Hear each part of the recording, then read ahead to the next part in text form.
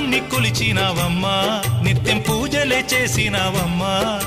గూడు చెదిరిపాయ గుండెల విసిపాయ గూడు చెదిరిపాయ గుండెల విసిపాయ కొలిచిన రామయ్య కొండ దిగిరాడాయే వందనాలమ్మా అమ్మా వందనాలమ్మా వందనాలమ్మా